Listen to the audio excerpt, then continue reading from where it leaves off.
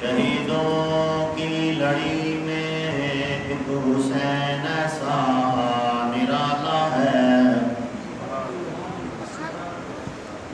شہیدوں کی لڑی میں ایک حسین ایسا نرالا ہے، شہید کربلا ہے جس کا نانا کملی والا ہے۔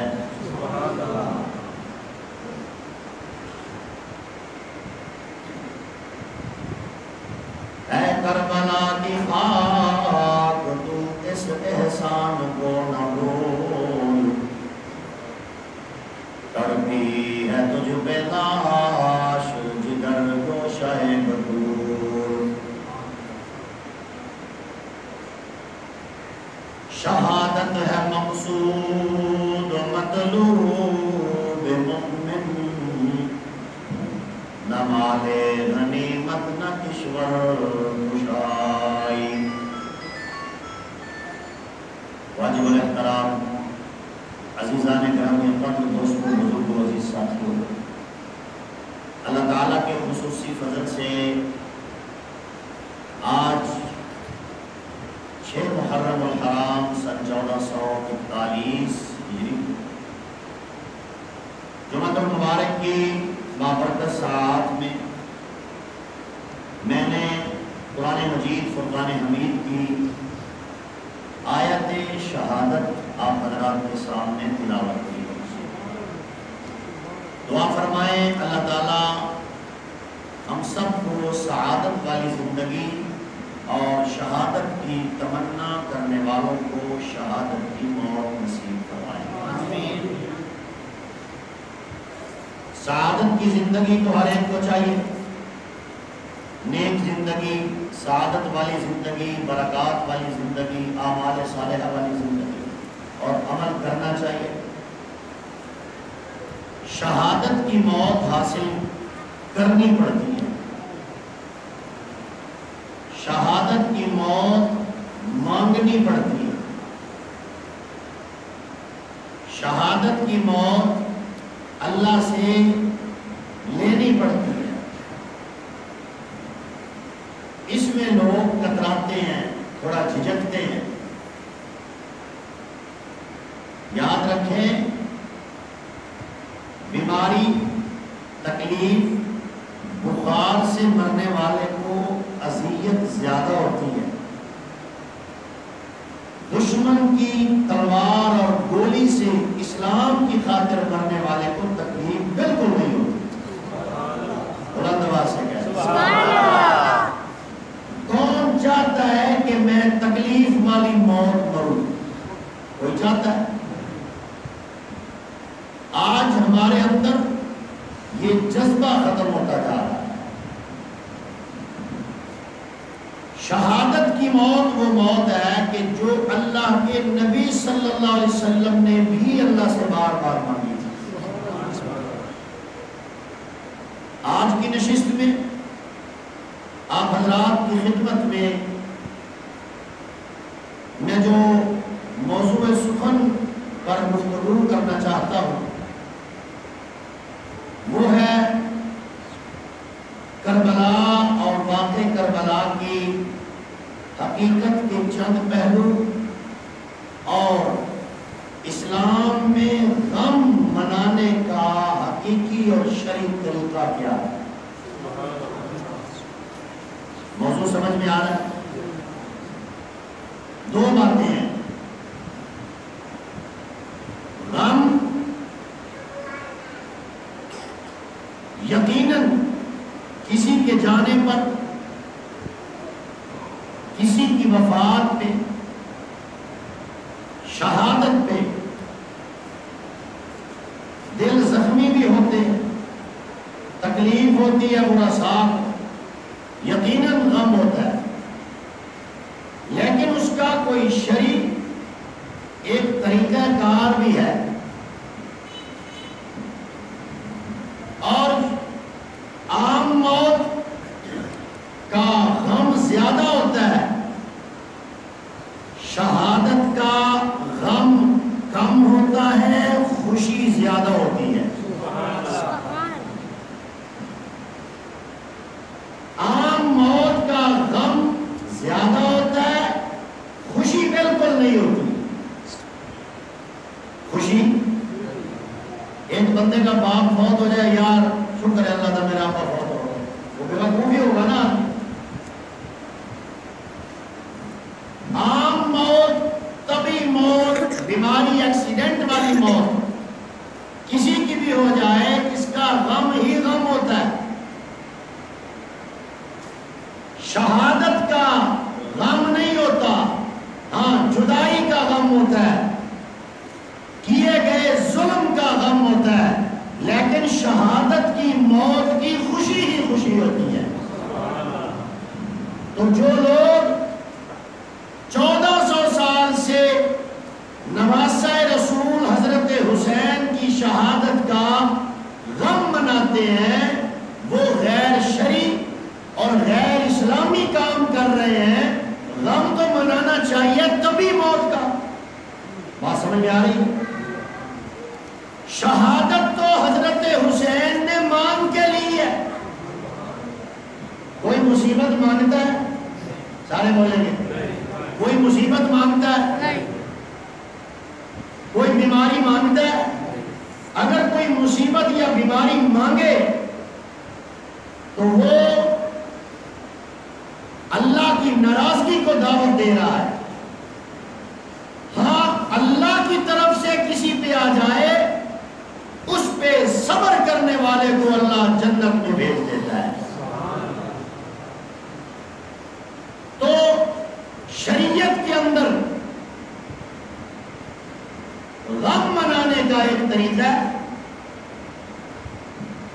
آج کل معاشرے کے اندر ہم نے یہ سمجھ رکھا ہے کہ محرم الحرام میں غم منانا چاہیے. یہ غم کا مہینہ ہے. لوگ سمجھتے ہیں یا نہیں سمجھتے؟ بعض لوگ تو فرض سمجھتے ہیں اور بعض لوگ دیکھا دیکھی سمجھتے ہیں. معاشرے کی وجہ سے سمجھتے بھی ہیں مناتے بھی ہیں کہ محرم الحرام غم کا مہینہ ہے. شاید لوگوں نے محرم الحرام کا معنی یہ سمجھ لیا ہے کہ اس مہینے میں شادی حرام، محرم الحرام خوشی حرام، محرم الحرام بیوی کے پاس جانا حرام، محرم الحرام نکاح کرنا حرام، محرم الحرام قربانی کا گوشت بچا ہوا کھانا حرام، محرم الحرام بچہ پیدا ہو جائے تو خوشی منانا حرام، محرم الحرام حاجی حج سے واپس آ جائے تو حج کی مبارک دینا بھی حرام. یقیناً یہ لوگ سمجھتے ہیں. میں اپنی بات بتاتا ہوں، یہ سارے سوال اس محرم میں لوگوں نے مجھ سے کیے اور سنیوں نے کیے. ایک آدمی آ کر لگا مولوی صاحب محرم چڑھ گیا، میں اپنی بیوی کو جا سکتا؟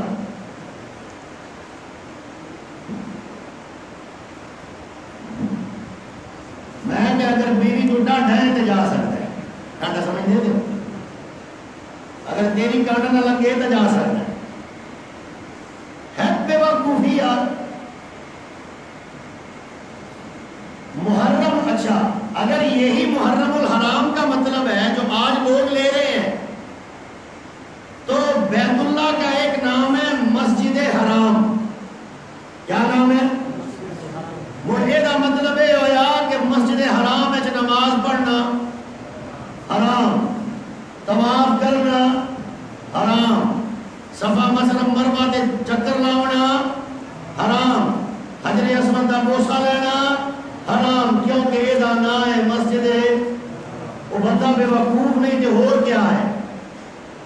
یہاں حرام کا مطلب حلال حرام والا نہیں، یہاں حرام کا مطلب احترام ہے. زور سے کہہ دو، زور سے کہہ دو. یہاں حرام کا مطلب کیا ہے؟ احترام ہے. اور محرم کا احترام، اب احترام کا مطلب بھی یہ نہیں ہے کہ حلال کام نہ کرو. احترام کا مطلب یہ تو نہیں ہے نا کہ جو جائز کام ہے حلال کام ہے وہ نہ کرو. رمضان کے احترام کا مطلب یہ ہے کہ وہاں روزہ رکھا ہوا ہے، ایسے کام نہ کرو رمضان کے احترام میں جس سے روزہ ٹوٹ جائے. یہ احترام کا مطلب رمضان کے ساتھ ہے.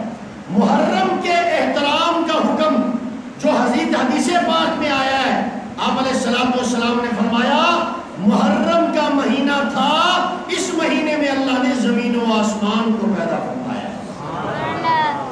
کائنات کی ابتدا محرم میں ہوئی، اس لیے یہ محترم مہینہ ہے. اور جب قیامت آئے گی جنتی جنت میں جائیں گے، جہنمی جہنم میں جائیں گے، تو بھی محرم کا مہینہ ہوگا. اس لیے محرم کا کیا کرنا چاہیے؟ کیا کرنا چاہیے؟ احترام کرنا چاہیے.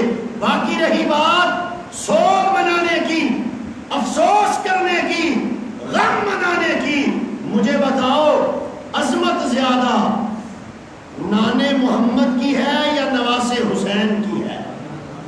محمد صلی اللہ، سارے بولیں گے صلی اللہ، زور سے بولیں گے صلی اللہ علیہ وسلم کی شان ہے. موت کا غم زیادہ نانے کا ہے یا نواسے کا ہے؟ بولو نا. جیدی عظمت زیادہ ہے تے وفات کا غم بھی ہوگا زیادہ ہویا نا.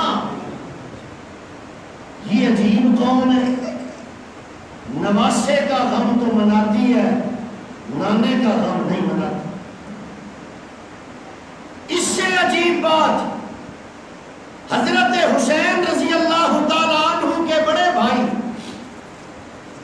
حضرت حسن مجتبی رضی اللہ تعالیٰ عنہ وہ بھی شہید ہوئے، بے دردی سے شہید ہوئے، زہر دیا گیا، مسلح چھینا گیا، خیمے کو آگ لگائی گئی، خنجروں سے وار کیے گئے، پگڑی اچھالی گئی، مذاق اڑایا گیا. ان کی شہادت کا غم تو یار لوگ بھی نہیں مناتے. یہ مطلب ہے جی میں آپ کالے نے کی میں یارہ دی دال بھی وہ بولو نا، یہ میں ہانڈی دا تلوہ کالا ہے، یہ دال بھی کالی ہے. مجھے بات یاد آ رہی ہے مناظر اہل سنت وکیل صحابہ حضرت مولانا عبدالستار توسوی رحمت اللہ تعالیٰ علیہ کی فرمایا کرتے تھے اے بھی اللہ کا کرم ہے کہ اسلام میں جو واقع کربلا ہو گیا ہے کہ یارانو نسل در نسل کھاون کا ذریعہ بن گیا ہے. واقع کربلا نہ ہوئے آتے کھاون کی تھو ہاں روزی روٹی کا ذریعہ کی میں بڑے ہاں. اس کا مطلب یہ ہے کہ جب 3 دن سے زیادہ سوگ نہ اللہ نے قرآن میں اس کا حکم دیا نہ رسول اللہ نے اپنے فرامین میں اس کا حکم دیا، سب سے زیادہ سوگ منانے کا حکم عورت کو ہے. کسے ہے بھائی؟ کسے ہے؟ جس عورت کا شوہر فوت ہو جائے 4 مہینے 10 دن وہ عورت سوگ بیٹھے گی، خوشبو نہیں لگائے گی اور زیب و زینت نہیں کرے گی، نئے کپڑے نہیں پہنے گی. عید بھی آ جائے تو بھی، کیونکہ اس کا شوہر مر گیا ہے، سوگ منا رہی ہے. شادی بیاہ میں نہیں جائے گی، دوسرا نکاح نہیں کرے گی. یہ شریعت میں قرآن نے حکم دیا ہے. 4 اشہر و عشرا، سورہ نساء میں قرآن کھلے لفظوں میں کہہ رہا ہے کہ 4 مہینے 10 دن عورت سوگ منائے گی. جس عورت کو اس کا شوہر طلاق دے دے اس کے سوگ کے ہیں 90 دن 3 مہینے. وہ زیب و زینت بناؤ سدار کسی خوشی والی محفل اٹینڈ نہیں کرے گی. مرد کے لیے کوئی بھی زندگی میں غم آ جائے 3 دن سے زیادہ سوگ. یہ کون سی شریعت پہ عمل کر رہے ہو کہ نانے کا سوگ 3 دن، نواسے کا 1400 سال. بات سمجھ میں آ رہی؟ نانے کا رسول اللہ کا سوگ 3 دن، نواسے رسول کا سوگ 1400 سال. معلوم ہوا یہ شریعت نہیں ہے، یہ شریعت. اور شریعت پہ وہی عمل کرتے ہیں جو شریعت والے ہوتے ہیں، جو شریعت والے ہوتے ہیں، جن کا شریعت سے تعلق نہیں، جو بے حیا ہو گئے جو چاہے کرے، اللہ ہی پوچھے گا ان سے. تو عرض کر رہا تھا اللہ نے قرآن میں ارشاد فرمایا الذین اذا اصابتہم مصیبہ، اہل ایمان کو جب کوئی مصیبت پہنچتی ہے تو کیا کہتے ہیں؟ انا للہ و انا الیہ راجعون. کیا کہتے ہیں؟ انا للہ و انا الیہ. قرآن کی تھائیں اللہ نے آکھیا ہوئے روو پٹو. قرآن کو ماننے والے ہم لوگ ہیں، اور اللہ نے کیا کہا؟ صبر کرو. یا ایھا الذین آمنوا اصبروا وصابروا آمنوا استعینوا بالصبر. اللہ سے صبر کے ذریعے مدد طلب کرو. اولئک علیہم صلوات من ربہم ورحمہ. جو لوگ صبر کرتے ہیں اور صبر کے ساتھ فرماتے ہیں ان کے اوپر اللہ کی صلوات ہوتی ہے، ان کے اوپر اللہ کی رحمت ہوتی ہے۔ اولئک ھم المہتدون، وہی لوگ ہدایت والے ہوتے ہیں۔ یہ کون کہہ رہا ہے؟ کون کہہ رہا ہے؟ کس چیز میں کہہ رہا ہے؟ قرآن میں کہہ رہا ہے۔ قرآن پہ حسین سے زیادہ عمل آج کوئی نہیں کر سکتا، آل رسول سے زیادہ عمل کوئی نہیں کر سکتا، صحابہ سے زیادہ قرآن پہ آج عمل کوئی نہیں کر سکتا۔ شہادت ہے مقصود و مطلوب مومن، نہ مال غنیمت نہ کشور کشائی۔ حضور علیہ السلام نے صبر کا حکم دیا۔ حضرت امیر حمزہ رضی اللہ تعالیٰ عنہ پہ کتنا ظلم ہوا تھا، ظالموں نے جسم کے ٹوٹے کیے تھے، ناک کاٹ دی، کان کاٹ دیے، ہاتھ کاٹ دیے، پاؤں کاٹ دیے، سینہ چیر کے رکھ دیا۔ حضور نے ماتم کیا، صحابہ نے کیا، بلکہ حضور کو اتنا غم لگا کہ اللہ کے نبی صلی اللہ علیہ وسلم نے فرمایا، قسم اٹھا لی، میرے چاچا دشمنوں نے جتنے تیرے جسم کے ٹکڑے کیے میں اتنے بندے مارتا ہوں گا۔ اللہ نے فرمایا میرے محبوب نہیں، قرآن کا قانون ہے خون کا بدلہ خون ہے، ایک کے بدلے ایک، زیادہ نہیں۔ آپ اپنی قسم کو توڑیے اور اس کی قیمت ادا کیجئے، اور آپ کھانے سو گئے۔ اللہ کا نظام ہے، قرآنی نظام ہے۔ اچھا، حدیث پاک 4 قسم کی ہیں، 4 حدیثیں میں آپ کو سنانے لگا ہوں محمد صلی اللہ علیہ وسلم۔ 3 حدیثیں ایک کتاب کی ہیں اہل سنت کی، اور چوتھی حدیث ایک ہے وہ بھی اہل سنت کی۔ پہلی حدیث حضرت ام سلمہ رضی اللہ تعالیٰ عنہ کی۔ ام سلمہ رضی اللہ تعالیٰ عنہ فرماتی ہیں، حضرت انس کی حدیث ہے ام سلمہ کے متعلق، حضور علیہ السلام نے فرمایا ام سلمہ دیکھو میں کمرے میں آرام کرنے لگا ہوں، کسی کو آنے مت دینا۔ حضرت حسین بچے ہیں، وہ دوڑتے ہوئے کھیلتے کھیلتے دیوار دروازہ پھلانگ کے ام سلمہ کے روکنے کے باوجود اندر چلے گئے۔ تھوڑی دیر کے بعد ام سلمہ رضی اللہ تعالیٰ عنہ فرماتی ہیں کہ مجھے حضور کے رونے کی آواز آئی، حضور کے رونے کی آواز آئی۔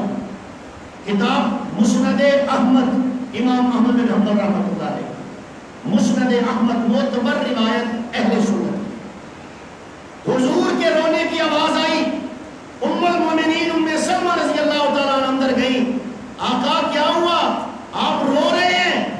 حضور نے فرمایا جبریل آئے تھے، انہوں نے مجھے آ کے کہا، یہ روایت میں آتا ہے کہ بارش پہ معمول فرشتہ آیا، انہوں نے دیکھا حسین حضور کی گود میں ہے، آپ ان سے بہت پیار کرتے ہیں؟ فرمایا ہاں بہت پیار کرتا ہوں۔ فرمایا آپ کی امت اسے بھی مار ڈالے۔ آقا کہتے ہیں مجھ سے برداشت نہ ہوا حضور سے اور رو پڑے، حضور کی آنکھوں میں آنسو آ گئے۔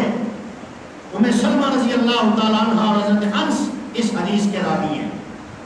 حضور صاحب حسین کے غم میں رونا ثابت ہو گیا۔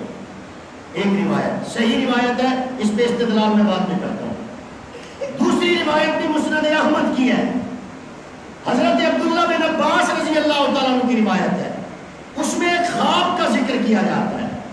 اللہ کے نبی صلی اللہ علیہ وسلم روئے، اس میں بھی فرمایا کہ جبریل علیہ السلام آئے ہیں اور انہوں نے کہا کہ اگر چاہو تو میں آپ کو اس زمین کی مٹی خون سے رنگین لا کے دکھا دوں جس زمین پہ آپ کے نواسے کو بے دردی سے شہید کیا جائے گا۔ حضور علیہ السلام رو پڑے۔ تیسری روایت حضرت ام ہانی رضی اللہ تعالیٰ عنہ کی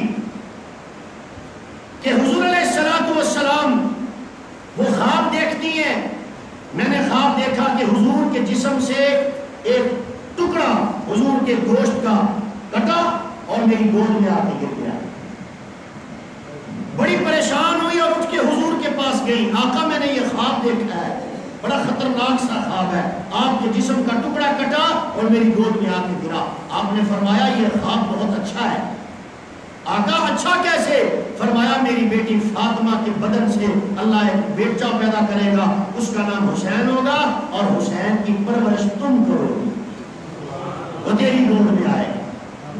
چنانچہ چند سالوں بعد وہ وقت آیا، حضرت حسین رضی اللہ تعالیٰ عنہ پیدا ہوئے اور حضرت ام ہانی کی گود میں گئے اور وہ لے کے حضور کے دروازے پہ آئیں۔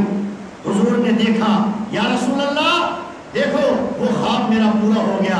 حضور علیہ السلام رو پڑے دیکھ کے، حسین سے پیار بھی فرمایا۔ آقا آپ کیوں روئے؟ فرمایا میرے اس نواسے کو بے دردی سے میری امت مار ڈالے گی۔ چوتھی روایت مصنف ابن ابی شیبہ، حدیث کی مشہور روایت ہے، علم والے جانتے ہیں اس کتاب کا نام۔ مصنف ابن ابی شیبہ کی روایت میں اللہ کے نبی صلی اللہ علیہ وسلم نے فرمایا یہ جبریل تشریف لائے ہیں اور انہوں نے فرمایا کہ اے محمد آپ کی امت آپ کے اس نواسے کو بڑے ظلم اور بے دردی سے مار ڈالے گی۔ حضور نے فرمایا میں اپنی آنکھوں کو روک نہ پایا اور اس غم میں رو پڑا۔ ان 4 حدیثیں سنا دی میں نے آپ کو۔ ان 4 حدیثوں کے بعد جو میں بات کرنے لگا ہوں وہ میں شیعوں کے لیے نہیں کرنے لگا، اہل سنت مولویوں کے لیے کرنے لگا ہوں، مسلمانوں کے لیے کرنے لگا ہوں۔ بات یہ ہے 4 صحیح حدیثیں میں نے آپ کے سامنے پڑھی، ترجمہ سنایا۔ آج نام نہاد مبلغان اسلام اپنے آپ کو مسلمانوں کا اہل علم کا وارث کہنے والے، وہ کہتے پھرتے ہیں دیکھو حضرت حسین کے غم میں رسول اللہ روئے تو حسین کے غم میں رونا سنت رسول ہے۔ حسین کے غم میں رونا سنت رسول ہے۔ حدیثیں آپ نے سن لی، حدیث صحیح ہے، اللہ کے نبی یقیناً روئے۔ ان لوگوں سے میں پوچھنا چاہتا ہوں مجھے بتاؤ کہ رسول اللہ کے نواسے تھے حضرت حسین، حضور کو بے پناہ محبت تھی حسین سے، حضور علیہ السلام کا رونا یقیناً فطرت تھا۔ سنت کی تعریف کیا یہی ہے کہ حضور نے اکیلے جو کام کر لیا ایک مرتبہ وہ کام سنت ہو گیا؟ کیا یہی سنت ہے؟ اہل علم آپ کو ایک ہی جواب دیں گے، نہیں، سنت کی تعریف یہ نہیں ہے۔ سنت کی تعریف یہ ہے کہ ہر وہ عمل جو حضور نے ہمیشہ کیا، نمبر 2 اس عمل پہ صحابہ نے بھی عمل ہمیشہ کیا۔ گل سمجھ آ رہی ہے کہ تمہیں نہ؟ کیا تعریف ہے؟ میں آسان لفظ سمجھائیے۔ سنت کس نو آدھن؟ ہر وہ عمل جیڑا حضور نے ہمیشہ کیتا، تے نمبر 2 وہ عمل صحابہ نے بھی ہمیشہ کیتا، وہ سنت ہے۔ حضور علیہ السلام کی زندگی میں 5-6 سال کے تھے حسین، اس کے بعد کیا حضور محرم میں روتے تھے؟ یہ مبلغ اسلام سے کوئی پوچھے نا کبھی اللہ نے ملاقات کرا دی تو میں سوال ضرور کروں گا، حضرت صاحب آپ بھی صرف محرم میں روتے ہو، کیا یہ حدیثیں سنا کے حضور محرم میں روئے تھے؟ کیا ابو بکر روئے؟ کیا عمر روئے؟ کیا عثمان روئے؟ اور پڑوسیوں سے بھی پوچھنا چاہتا ہوں، چلو ابو بکر عمر عثمان تو نہیں روئے، کیا مولا علی روئے کبھی؟ روئے وہ جو یہ سمجھے امام حسین نے کربلا میں جا کے غلطی کی ہے، ہم حسینی ہیں، ہم حسین کا دفاع کریں گے، حسین کا کربلا میں جانا حق تھا، سچ تھا۔ شہادت والی رات حضور علیہ السلام نے خواب میں بتا دیا، اب میرے نواسے آج کی رات تمہاری آخری رات ہے دنیا میں، تم صبح شہید ہو کے میرے پاس پہنچ جاؤ گے۔ حسین پھر بھی ڈٹ کے لڑتے رہے، لڑتے لڑتے شہید ہو گئے۔ مطلب یہ تھا حسین نے پیغام دے دیا میرے مذہب میں بھی رونا شونا نہیں ہے، شہادت کے اوپر فخر کرنا ہے۔ سنت کے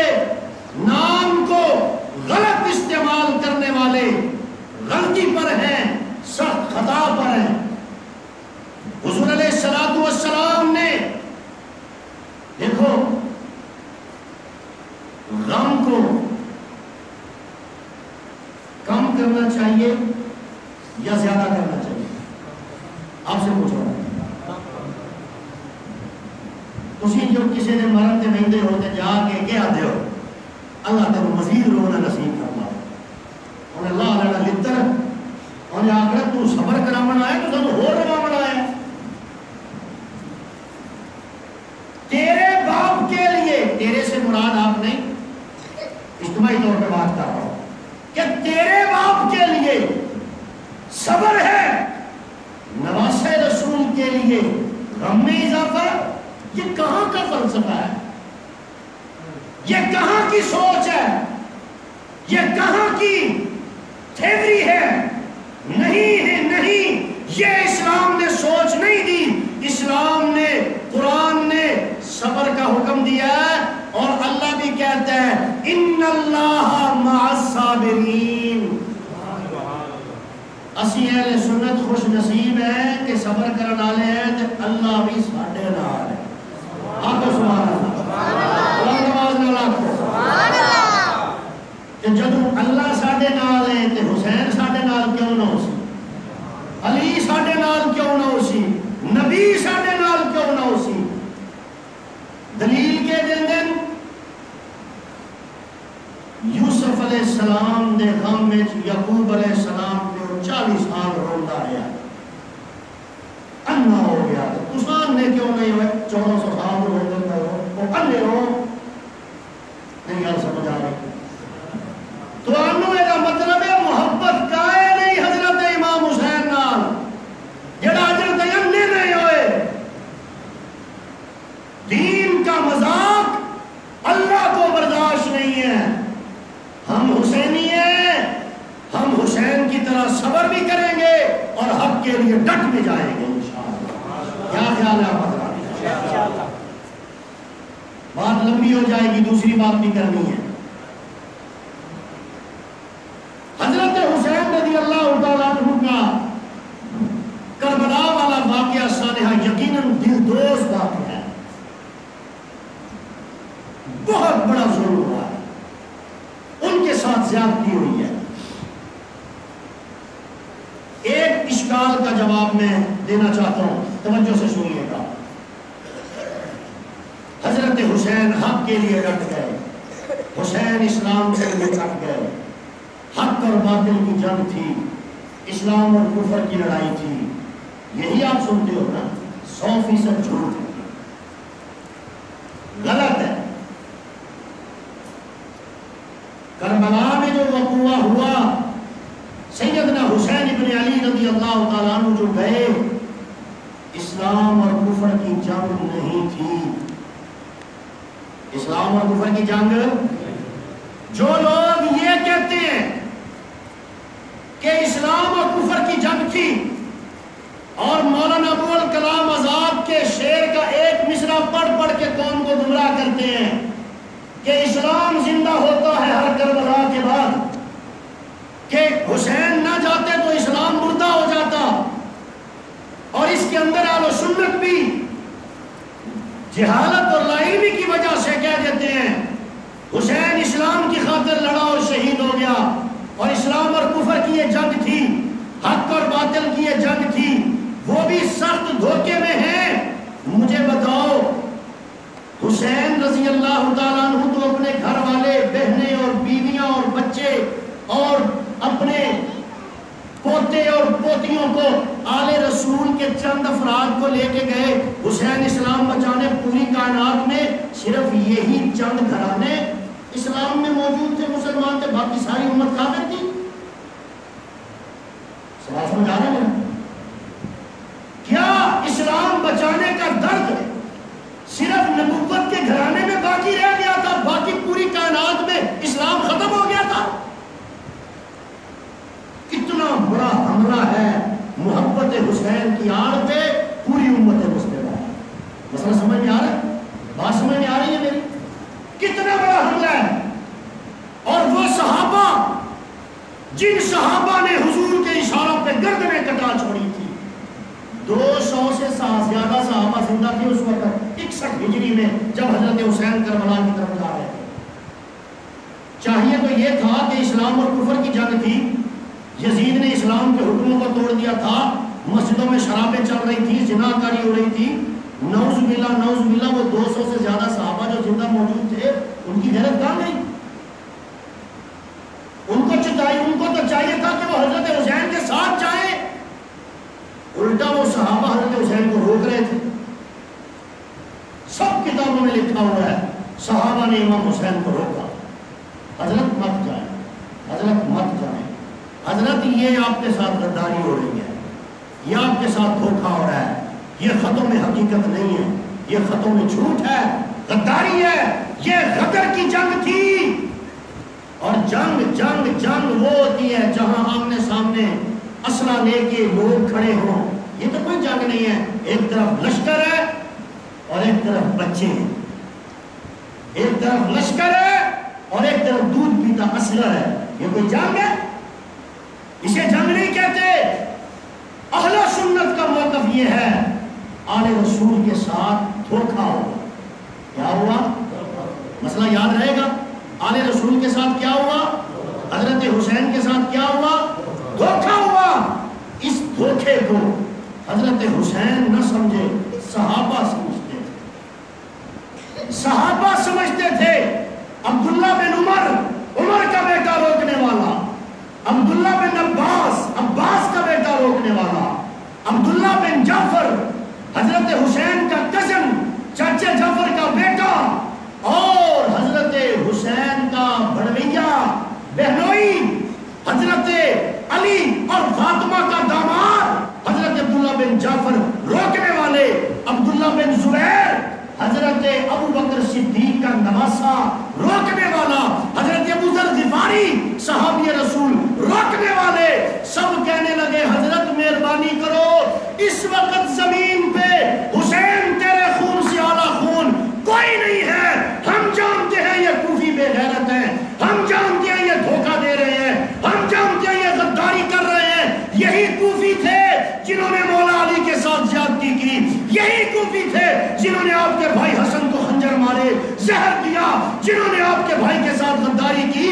یہ آپ کو مارنا چاہتے ہیں، یہ رسول اللہ صلی اللہ علیہ وسلم کی نسل کشی کرنا چاہتے ہیں۔ ہم اصحاب محمد آپ کے وفادار ہیں، ہم حسینی ہیں، ہم آپ کو روک رہے ہیں، مت جائیے مت جائیے مت جائیے۔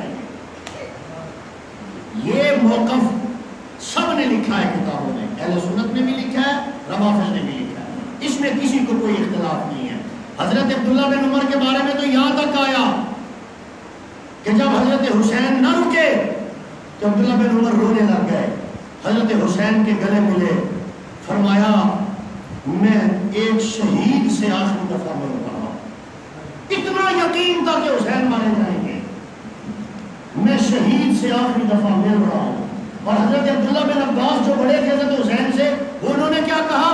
انہوں نے کہا اگر مجھے یقین ہوتا کہ حسین تو میرے روکنے سے رک جائے گا، میں تیری داڑھی پکڑ کے منت کر کے تجھے روک دیتا، میں زبردستی تیرے سر کے بالوں سے پکڑ کے تجھے روک دیتا، لیکن اللہ کا تکوینی نظام ہے، جو تلوار حضرت اسماعیل پہ نہ چڑھ سکی، جو تلوار جو چھری اور حضور علیہ السلام کے والد عبداللہ پہ رب نے چلنے سے روک دیا، جہاں رب کے فیصلے ہو جائیں وہاں کوئی کچھ نہیں کر سکتا۔ وہ بھی دنیا نے منظر دیکھا کہ عرب کی وادی کے اندر ایک بچے نے پاؤں کی ایڑیاں رگڑی اور اس کے قدموں کے نیچے سے پانی کے چشمے جاری ہو گئے، اور آج دنیا نے یہ منظر بھی دیکھا کہ 3 میل دور فرات کی نہر بہ رہی ہے اور نواز رسول پیاسا شہید ہو رہا۔ اللہ کے تکوینی نظام ہے اور اللہ کے نظام کو کوئی بدل سکتا، بولو کوئی بدل سکتا نہیں۔ حضور علیہ السلام نے پیشین گوئی دینی تھی، حضرت حسین رضی اللہ تعالیٰ عنہ گئے اور ان کا جانا اہل سنت کا عقیدہ حق ہے، سچ ہے، ان کا جانا حق ہے اور سچ ہے۔ میں اس پہ کہا کرتا ہوں کیوں حسین گئے، صحابہ کے روکنے پہ کیوں نہیں رکے؟ میں نے کہا حضرت حسین نے شاید یہ کہا ہوگا، میں نے پڑھا نہیں، میں اپنے دل کی ترجمانی کر رہا ہوں، حضرت حسین کی جرأت کی ترجمانی کر رہا ہوں اپنے الفاظ میں۔ حسین نے زبان حال سے یہ ارشاد فرمایا، دیکھو 18,000 یا 12,000 خط آئے ہیں اور مجھے بلایا گیا ہے دین کے لیے، اسلام کے لیے، میں جاؤں گا، آج اگر میں نہ گیا قیامت تک لوگ کیا کہیں گے کہ نواسہ رسول کو اسلام کی خاطر بلایا گیا، حسین نہیں گیا۔ حسین جائے گا، لڑنا پڑا لڑے گا، مرنا پڑا شہید ہو جائے گا، لیکن حسین نہیں چاہتا کہ اس کے کردار کو کوئی انگلی اٹھائے۔ بلند آواز سے کہہ دیجیے ہم حسینی ہیں، اور اصل میں حسینی ہیں ہی ہم۔ مختصر بات کرنا ہوں کیونکہ وقت ختم ہو گیا، آج 5 منٹ مجھے آپ زیادہ دے دیں، اللہ تعالیٰ آپ کو جزائے خیر دے۔ حضور علیہ السلام نے بتا دیا، میں نے حدیثیں سنا دی۔ حضرت حسین قافلہ حسینی لے کے آل رسول کے ساتھ چل پڑے۔ بالکل خلاصہ میں آپ کے سامنے نتیجہ رکھتا ہوں۔ عمرو بن سعد بن ابی وقاص ایک لشکر لے کے آ گیا، تقریباً کوفے سے 70 کلومیٹر مکہ کی طرف، جہاں سے حضرت حسین آ رہے تھے، ٹھیک ہے۔ وہاں سے ایک بائی پاس گزرتا ہے، ایک راستہ کوفے کی طرف جاتا ہے، ایک راستہ دمشق کی طرف جاتا ہے۔ اس بائی پاس سے بھی پیچھے عمرو بن سعد لشکر لے کے آ گیا حضرت حسین رضی اللہ تعالیٰ عنہ کے پاس۔ جی کدھر؟ ہمیں خبر پہنچی ہے حضرت حسین آ رہے ہیں، آپ میرے سامنے آ گئے ہو، کہاں جا رہے ہو؟ کہا کہ جی مجھے خط آئے ہیں، کوفیوں نے بلایا ہے، اور خطوں کا مضمون یہ ہے اسلام کے ساتھ ظلم ہو گیا، فصلیں پکی ہوئی ہیں، سب حسینی ہیں، سب حیدری ہیں، سب آل رسول کے حکمدار ہیں، لیکن ہمارے ساتھ زیادتیاں ہو رہی ہیں، آپ تشریف لائیں اور اسلام کی حکومت کو سنبھالیں اور یزید کو تہس نہس کر دیں۔ اس نے مسجدوں میں شرابیں حلال کر دی، اس نے مسجدوں میں زنا کاری شروع کر دی، اس نے یہ کر دیا اور وہ کر دیا وغیرہ وغیرہ۔ یہ خط ہے، یہ خط ہے، یہ خط ہے، یہ خط ہے، یہ خط ہے۔ بورے بھرے ہوئے تھے حضرت حسین کے پاس خطوں کے، 12,000 یا 18,000 بڑا نام ہے خطوں کا، اور سب کتابوں نے لکھا ہے۔ حضرت حسین رضی اللہ تعالیٰ عنہ نے جب یہ موقف بتایا تو عمر بن سعد نے کہا یہ تو ایسا تو کچھ نہیں ہے، ایسا تو کچھ نہیں ہے۔ وہاں کوفی بھی موجود تھے، 7-8 بندے جو توڑ مدینے گئے ہوئے تھے، وہ بھی آل رسول کے ساتھ آ رہے تھے۔ اوے فلاں بن فلاں تو میرے ساتھ ہے، یہ تیرا خط نہیں ہے، او فلاں بن فلاں یہ تیرا نہیں ہے، او فلاں یہ تیرا نہیں ہے، یہ تیرا نہیں ہے۔ اب ان کے سر ایسے سر نیچے، یہ بھی اتفاقی بات ہے، آج اختلافی بات میں نہیں کروں گا، جو سر کتاب میں موجود ہے۔ سر نیچے، یہ کیا کیا تم نے؟ مجھے بچوں بیویوں سمیت بلا لیا اور سب جھوٹ لکھا ہوا ہے۔ مسلم بن عقیل کو حضرت حسین نے بھیجا، پہلے بھیجا جاؤ جا کے چیک کر کے آؤ۔ حضرت مسلم گئے، لوگوں نے بیعت کی، خط لکھا، حضرت آ جاؤ، خطوں میں سچ ہے۔ حضرت حسین چل پڑے، جب اس مقام پہ پہنچے جس کا میں ذکر کر رہا ہوں 70-80 کلومیٹر کوفہ سے پہلے، تو ایک بندے نے آ کے پیغام دیا، حضرت مسلم بن عقیل شہید ہو گئے ہیں، اللہ کا واسطہ واپس چلے جاؤ۔ سب دھوکہ ہے، سب جھوٹ ہے۔ اب حضرت حسین رضی اللہ تعالیٰ پریشان ہو گئے۔ اب حضرت مسلم کے بچے بھی ساتھ ہیں، ان کے بھائی بھی ساتھ ہیں۔ حضرت حسین رضی اللہ تعالیٰ نے فرمایا مجھے حقیقت کھل گئی ہے، میں واپس جاؤں گا۔ میں جو لوگ یہ کہتے ہیں کہ حضرت امام حسین اسلام کی خاطر لڑنے آئے تھے، ان سے سوال یہ ہے کہ حسین کو اپنی جان پیاری تھی، اسلام پیارا نہیں تھا؟ اب جو مسجدوں میں شرابیں حلال ہونے کی باتیں روایتوں میں لکھی ہوئی ہیں، زنا عام ہو گیا، فلاں ہو گیا، فلاں ہو گیا، اب حسین کا یہ موقف کیا ٹھیک ہو گیا کہ حسین اپنی جان بچا رہے ہیں اور اسلام خطرے میں ہو گیا، حسین واپس جا رہے ہیں؟ اس کا مطلب یہ ہے کہ تاریخی باتوں کی حیثیت، یہ چیزیں جھوٹ ہیں، ان کا تاریخ کا حقیقت کے ساتھ کوئی تعلق نہیں ہے۔ در حقیقت حضرت حسین کو شہید کرنا چاہتے تھے، اور ہم اہل سنت آج بھی لعنت کرتے ہیں حضرت حسین کے دشمنوں پہ 1000 بار، حضرت حسین کے دشمنوں پہ 100 بار، لیکن ان پہ جو دشمن ہیں، جو قاتل ہیں۔ بہرحال حضرت حسین نے کہا میں واپس جاتا ہوں، انہوں نے کہا نہیں، واپس نہیں جانے دیں گے، بیعت کرو۔ فرمایا نہیں ہوگا۔ پہلا آپشن دیا واپس جانے دو، دوسرا آپشن دیا نہیں تو مجھے کسی سرحد پہ جانے دو، کافروں سے لڑ کر مروں گا، مسلمانوں سے میں لڑتا ہی نہیں ہوں۔ تیسرا آپشن دیا اگر نہیں جانے دیتے مجھے یزید کے پاس جانے دو، میں پھر اس کے ساتھ خود بات طے کرتا ہوں، خود معاملہ طے کر لیتا ہوں اس سے، چھوڑو مجھے، میں تمہارے ساتھ نہیں جاتا، کوفہ جاتا ہی نہیں ہوں۔ لوگوں نے کہا نہیں بابا، اب چونکہ پتہ لگ گیا کہ خطوں میں سب جھوٹ ہے، خطوں میں یزید کو یہ نہ پتہ لگ جائے کہ حسین کی خلافت کی طلب نہیں تھی، حسین کو بلایا گیا ہے، یہ نہ حقیقت کھل جائے جو خطوں میں لکھی ہوئی ہے بات۔ حضرت حسین کو نہ مدینے جانے دیا نہ سرحد پہ جانے دیا، حسین زبردستی چل پڑے دمشق کی جانب۔ آج بھی آپ موبائل نکالیں، کربلا سرچ کریں گوگل میپ پہ، پورا ورلڈ دیکھیں، آپ کو آج بھی کربلا مکہ سے جاتے ہوئے کوفے کے راستے پر نہیں ملے گا، بلکہ 40 کلومیٹر دمشق کے راستے پر ملے گا، یعنی 40 کلومیٹر حضرت حسین سفر کر چکے ہن دمشق دی جانب، دارالخلافے دی جانب۔ اتھے رولا پہ گیا کہ یار اگر 12,000 خط پہنچ گئے تے کوفیاں دی حقیقت کھول جانی ہے کہ کوفی منافق ہیں، بے غیرت ہیں، دلے لوگ ہیں، جنہوں نے محبت آل رسول دی آرچ حضرت علی نو بھی شہید کیتا، حسن نو بھی شہید کیتا، تو ہن آل رسول چو حضرت حسین آخری نشانی نو مارنا چاہتے، یہ حقیقت نہ کھل جائے، اس لیے انہوں نے وہاں کربلا برپا کیا، حضرت حسین کو شہید کیا، ظلم کیا، زیادتی کی۔ اچھا خیمے نو اگلان دی کڑی لوڑ آئی،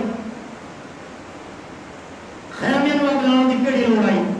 علامہ خالد محمود صاحب زندہ ہیں، اہل سنت کے بہت بڑے مناظر ہیں، حضرت مدنی کے شاگرد ہیں، انہوں نے لکھا ہے خیموں کو آگ اس لیے لگائی ہے کہ وہ خط خط جل جائے، کوفیوں کا ثبوت نہ رہے، لیکن جب ثبوت رب نے رکھنا ہوئے کہ قیامت تک اللہ زنجیرہ تے ماتم دے ذریعہ دسے تراسی کی ہی ثبوت ہے۔ یہ تو رب کے فیصلے ہیں نا، یہ تو اللہ کے فیصلے ہیں۔ حضرت حسین رضی اللہ تعالیٰ عنہ چل پڑے، بے دردی کے ساتھ ظلم ہوا، شہید ہوا، حضرت حسین رضی اللہ تعالیٰ عنہ شہید ہو گئے، اور آل رسول کو دمشق میں لے جایا گیا۔ وہاں جب حضرت حسین کا قافلہ آل رسول سیدہ زینب رضی اللہ تعالیٰ عنہ جو حضرت فاطمہ کی بیٹی ہیں، حضرت حسین کی بڑی بہن ہے، وہ بھی جب پہنچی، آخری حوالہ کر کے بات ختم کر رہا ہوں، وہ جب پہنچی تو پہنچنے کے بعد یزید کی بیوی روتی ہوئی چلاتی ہوئی باہر نکلی۔ توجہ سے سننا اس بات کو، بڑی اہم بات ہے۔ اس میں یہ بھی بتاؤں گا کہ یزیدی کون ہے۔ آج ہمارے اوپر الزام لگایا جاتا ہے یہ یزیدی ہیں، یزید نو پلیدی او آدھے پین تے شرابی دی او آدھے پین، اج او بھی آدھے پین جڑے آپ ہی پلید تے شراب ہی پی دے۔ یقیناً ہم یزید کی تعریف نہیں کر رہے، اس کا جو ظلم تھا یا اس کی جو غلطی تھی اسے ہم غلطی تسلیم کرتے ہیں، ٹھیک ہے، لیکن حقیقت سے بھی آنکھ نہ چراؤ۔ یزید کے گھر سے اس کی بیوی روتی چلاتی ہوئی نکلی، ہائے میرے خاندان کے ساتھ کیا ہوا۔ اہل تشیع کی کتاب ہے احتجاج تبرسی، مصنف کا نام ہے ملا باقر مجلسی، اس نے یہ واقعہ لکھا ہے۔ اس نے کہا کہ یزید کی بیوی روتی چیختی ہوئی باہر نکلی، ہائے میرے رشتہ داروں کے ساتھ زیادتی ہو گئی، ظلم ہو گیا، بے دردی کے ساتھ میرے بھائی حسین کو شہید کر دیا اور بچے اصغر تک کو مار ڈالا، ظالموں کیا بگاڑا تھا۔ یزید کی بیوی، اس بیوی کا نام تھا ام محمد۔ کیا نام تھا؟ اب میں رشتہ بتانے لگا ہوں یہ عورت کون ہے۔ اس کا نام تھا ام محمد۔ یہ ام محمد کون تھی؟ کبھی آپ پوچھو، سوال یاد رکھنا، ام محمد نام یاد رکھنا۔ یہ ام محمد کون تھی جو کہتی تھی میرے رشتہ دار مار دیے، اور بیوی یزید کی؟ ام محمد بیٹی ہے حضرت عبداللہ بن جعفر کی، عبداللہ بن جعفر کی۔ عبداللہ بن جعفر بیٹا ہے حضرت جعفر کا، عبداللہ بن جعفر بیٹا ہے، بھتیجا ہے حضرت علی کا، عبداللہ بن جعفر چچا زاد ہے حضرت امام حسین کا، اور یہ جو لڑکی ام محمد یزید کی بیوی روتی ہوئی کمرے سے باہر نکلی اور اپنی خالہ پھپھی، یہ جو حضرت زینب حسین کی بہن زخمی حالت میں زخمی بچوں کو لے کے یزید کے دربار میں پہنچی، یہ حضرت زینب اور سکینہ معلوم ہے یہ کون ہے؟ یہ حضرت ام محمد کی یہ پھپھیاں اور خالائیں اور چاچیاں ہیں، اور ام محمد بیٹی ہے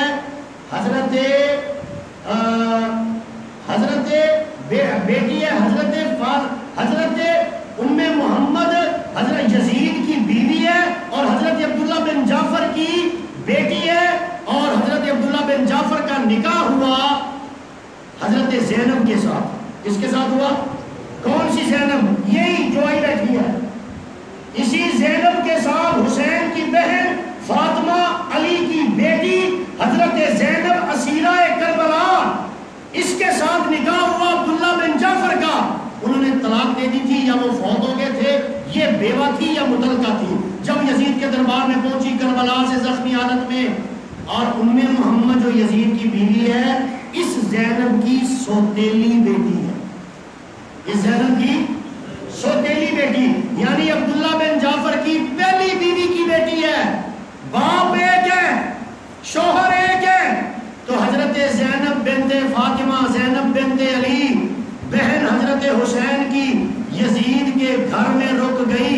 یزید نے جب دیکھا کہ میری بیوی ام محمد بھی روتی ہوئی آ گئی ہے، یزید باہر نکلا، اپنی بیوی کے سر سے دوپٹہ اتر گیا تھا، سر پہ دوپٹہ دیا، اسے کہا دیکھو میں نہیں چاہتا تھا کہ حسین کو قتل کیا جائے، عبید اللہ بن زیاد ظالم نے یہ زیادتی کی ہے، تم جاؤ کمرے میں جا کے حسین کا ماتم کرو۔ کہنے والا کون ہے؟ یزید۔ جاؤ کمرے میں جا کے حسین کا تو ماتمی اصل کتنی ہو گئے کہ اگر اصل ماتمی نہیں جیسا یزیدی بھی کوئی نہیں۔ احتجاج تبرسی، حضرت زینب کی قبر آج بھی دمشق میں ہے، بنو امیہ کے قبرستان میں۔ کس کے گھر میں رکی رہی ساری زندگی؟ سیدہ زینب رضی اللہ تعالیٰ عنہ جو علی فاطمہ کی بیٹی ہے، حضرت حسین کی بہن ہے، وہ آج بھی ان کی قبر وہاں ہے۔ وہ کس کے پاس رہی؟ اپنی سوتیلی بیٹی کے پاس رہی، اور سوتیلی بیٹی ام محمد کون تھی؟ یزید کی بیوی تھی۔ اس سے کوئی انکار نہیں کر سکتا، ہم حسینی ہیں، انشاءاللہ حضرت حسین کا دفاع کرتے رہیں گے۔ حضرت حسین کا پیغام یہ ہے، صبر کرو، رونا دھونا نہیں۔ حسین کا پیغام یہ ہے، روزے رکھو، شربت مربت نہیں۔ حسین کا پیغام یہ ہے، مشکل آئے تو قرآن پڑھو، مرضیے ورثیے نہیں۔ یہ حضرت حسین کا پیغام ہے۔ آؤ اس بات کا عزم کرتے ہیں، ہم آل رسول اصحاب رسول کے نقش قدم پہ بھی چلیں گے، ان کی عزت و ایمان کا تحفظ بھی کریں گے۔ اللہ سے دعا فرمائے، اللہ ہم سب کو عمل کی توفیق نصیب فرمائے۔